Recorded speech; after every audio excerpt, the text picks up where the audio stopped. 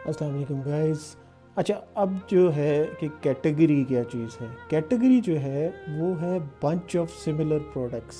यानी अगर एक ही तरह की प्रोडक्ट्स हैं लेकिन उनकी जो कंपनीज़ है वो डिफरेंट हैं, तो इवन कंपनी सेम भी हो सकती है। एक ही कंपनी जो है एक ही कैटेगरी की कोई 2 या 3 प्रोडक्ट्स भी बना सकती है, जिसकी मैं एग्जांपल्स भी दूंगा आपको आगे चल के।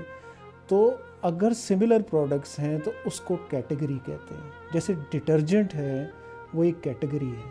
अब उस कैटेगरी के अंदर जो है डिफरेंट ब्रांड्स हैं, जिसमें सर्फ भी है, इसमें एरियल भी है, इसमें ब्राइट भी है, इसमें जो है और दूसरे ब्रांड्स भी हैं। लेकिन वो सारे के सारे उनकी जो टारगेट ऑडियंस है वो सेम है, और उनकी जो प्रोडक्ट की नेचर है वो सेम है। हाँ, इसमें कुछ प्रोडक्ट्स जो होती हैं वो प्रीमियम क्वालिटी की होती हैं, क्वालिटी में फ़र्क हो सकता है। जैसे सर्फ एक्सेल और एरियल की क्वालिटी आपको बेहतर मिलेगी। मॉडरेट क्वालिटी के अंदर जो है आपको ब्राइट मिल जाएगा। आपको निच जो है मार्केट के अंदर जो है यही जो मैंने आपको टॉप ब्रांड्स बताए हैं वो मिलेंगे। प्लस जो लोअर सेगमेंट है, जो प्राइस कॉन्शियस पीपल हैं, उनके लिए आपको बोनस मिलेगा, जिसकी क्वालिटी इतनी अच्छी नहीं होगी लेकिन उसकी कैटेगरी सेम होगी। वो इसी कैटेगरी के अंदर फॉल करेगा। उसकी सिर्फ प्राइसिंग फ़र्क होगी। कुछ ब्रांड जो हैं वो प्रीमियम होंगे, कुछ ब्रांड जो है मॉडरेट प्राइसिंग में आएंगे, कुछ ब्रांड जो होंगे वो लो प्राइस ब्रांड्स होंगे, लेकिन उनकी नेचर ऑफ द प्रोडक्ट जो है वो सेम होगी। तो इसको हम कहते हैं कैटेगरी।